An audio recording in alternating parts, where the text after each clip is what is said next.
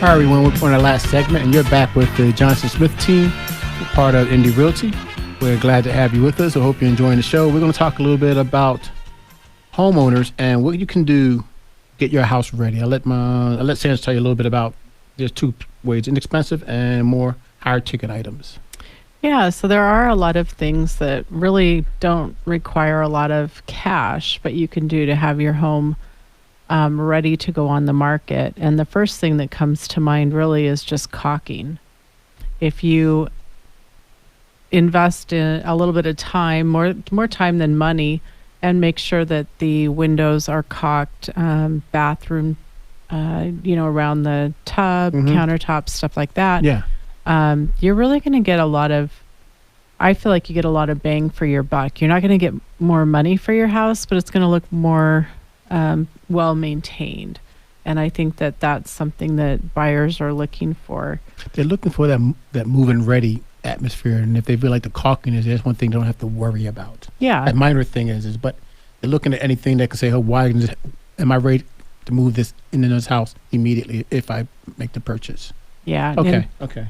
I think another item that's great to invest in, and Danielle actually is the one that introduced me to the magic eraser. I didn't believe it worked. They work really well. They're, whatever it is, it's a non-chemical. It's just how the sponge is made, a specific melamine, I think it's called, sponge. And it just works really well. It cleans off all kinds of stuff.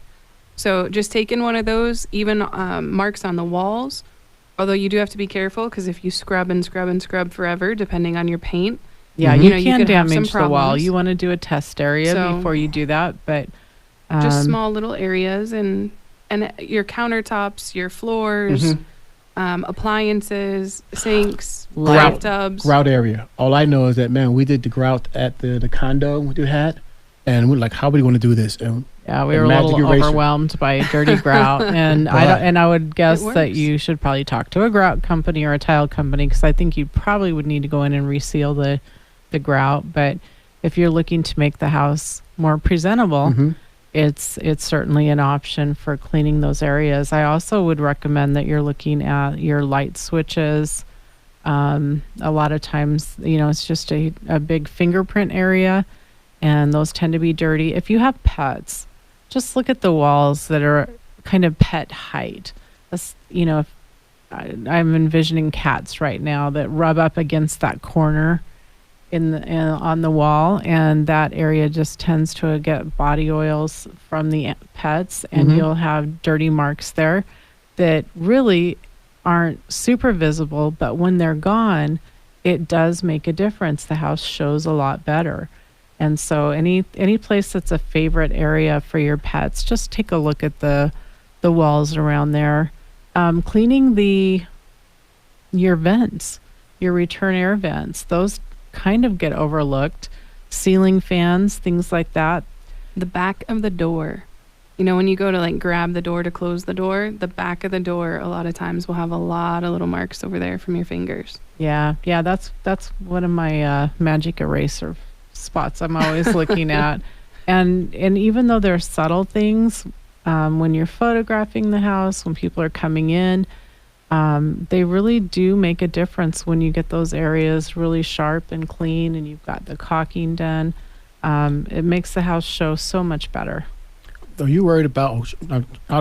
What do you think about whether they have it's furnished or unfurnished when you're doing an open house or you're trying to put a house on the market? Those same things shine out more one way or the other? It is true that if you have a vacant house and it has no artwork, no furniture, people are looking for what's wrong with the house.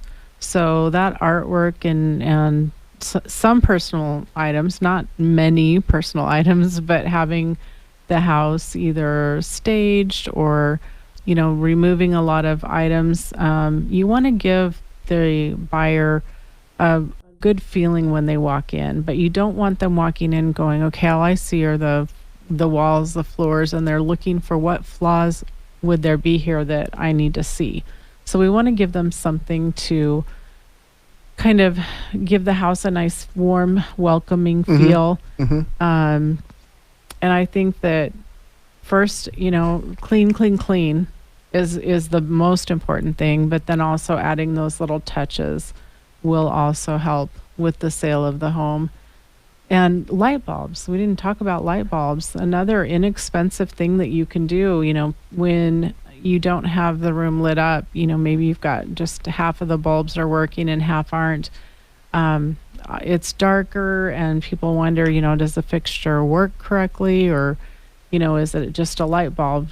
And so that's another inexpensive thing you can do to help the house show a little bit better. And I'm going to add having matching light bulbs. Yes. If you've got four light bulbs all close to the same area and they're all different light bulbs or half and half. Yeah, you've got the yellow It's tones and the distracting. blue tones. Yeah. Different shapes, different colors, whatever it is, if they're different, it's distracting. And you automatically look at it and your brain tells you something's wrong. So, You start those looking are for more things, stuff. Yeah. those are things to pay attention to, because when you see it and it matches and it looks good, it just looks good. That's what you remember. And smells are important too.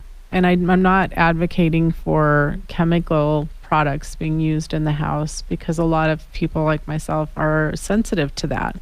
But if the house is clean and it smells clean, that actually is another important thing. Sometimes when you start using products that are emitting fragrances, it gives the home the appearance that there's something smelly here that you're trying to cover up. So I think it's important that that you're not masking odors and you're not using fragrances to try to create that. But if the house is truly clean and it smells clean, that's a huge asset too. Don't you think that as these Johnson Smith team, that's one of the personal things that we bring, that personal touch that we bring when we're looking through the house before we put it on the market? I know most time people are looking at, okay, what is it selling for? That's not what we're looking for. We're looking at who's going to be looking at it and how will it sell and how can we get it to curb appeal when they walk through the door. That's the first thing we're looking at before we look at price. How to make your property the most appealing of all the properties that are out there people are coming looking at over the weekend when it comes to an open house. Yeah, you might be competing for that buyer. Right, Now, right. today, probably the buyer's competing for the house, but they still want a good home at the end of the day. Well, and they're going to give you a better offer when they really, really want the house. If there's a lot of stuff they're looking at going, I just don't know what I'm getting myself into, it's hard to have a good, solid offer. So it really helps the buyer to have confidence and to be excited, and it just helps the whole transaction go a little smoother. When everyone's excited, everyone's working together well. Yeah, and two, there's if a buyer walks in and there's something wrong with the house, let's say we just had a house where the seller was awesome to work with, did everything I asked to prepare the house to be ready to go on the market. And one of the things that I said is we got to get the house painted, because probably it's going to be an issue for an appraiser, one. And then every buyer that walks in is going to assess a value to what am I going to have to spend to have the house painted.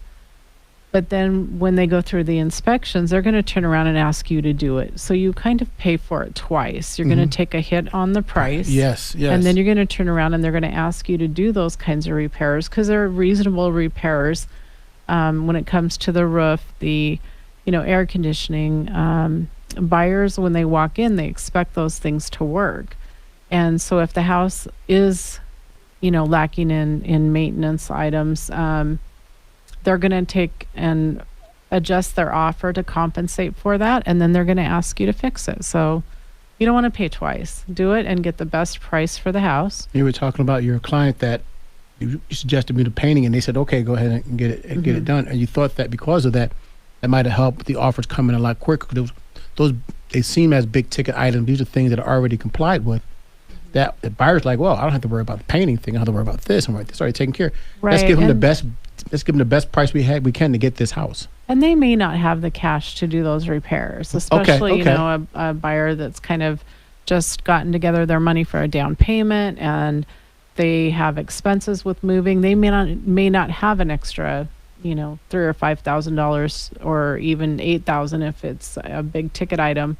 And so it's really important that we make that house as presentable, but also we want it to be a smooth transaction, and that all of that helps. What about a home warranty? That helps too, I think, don't you? You know, it can help with any items. The sellers can get coverage while they're on the market. Yeah, I'm thinking of big ticket items like the air conditioning things. Yeah, you're so talking about they do have limitations. They're not going to cover everything, but they give you kind of a buffer, I think. Right. And that right there, we just talked about when you get into a contract that the buyer's expecting that things are working. The same thing goes for all of these appliances and for things that are covered by the home warranty. And we did have that come up at another listing where during the contract period, one of the appliances wasn't working and had to have maintenance work done on the appliance so that it was working again because it was part of the contract. If you've got that home warranty, it covers the seller, it covers your contract period, and it covers the buyer once they've bought the property. Yeah, we'll have a home warranty rep come in. We'll try for next week, see if we can get somebody in here to cover that. In the meantime, we are here to help you with your real estate needs. We absolutely will walk a seller through doing those repairs that we're talking about. I've had sellers who have put money into things that didn't pay them back. They were important to the seller when they lived in the house, and so they chose to do that to get ready to go on the market, and that money could have been better spent on items that would pay them back. So by all means, we do evaluations for free. We will come in and do a consultation and give you an idea of what you need to do to get your house ready to go on the market. With that said, we're running out of time here. We want to thank all of our sponsors: Indy Realty, Inspired Life Mortgage, Rego Pest Prevention, Pioneer Title Agency, and Caring Transitions. We also have Power Solar. They'll be here next week as well, talk a little bit about solar. If you use any of our sponsors, please let them know you heard about them on the I Am Real Estate Show. We'll see you next week, guys. Thanks for listening.